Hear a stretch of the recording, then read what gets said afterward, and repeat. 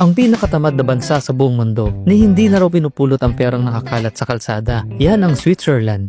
Karamihan sa mga Swiss, hindi kailangan magtrabaho ng bongga. 3 araw kada linggo, sold na. Libre ang edukasyon mula kindergarten hanggang kolehiyo. Pati medical expenses, sagot na rin. Kaya halos walang inaalalang gastos. At get this, hindi uso sa kanila ang magtipid. Suwabing-suwabi ang lifestyle, gastos kung gastos. Meron pa silang patakaran na kung legal resident ka, kahit hindi ka magtrabaho, may mahigit 2,000 Swiss francs kang matatanggap buwan-buwan bilang allowance. Pero ang nakakagulat, marami sa kanilang tinatamad pang kunin ang pera sa bangko.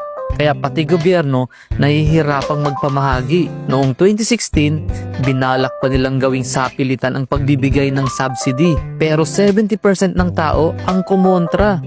Nagprotesta pa sila sa kalsada. Ang sigaw, hindi namin kailangan ng ayuda.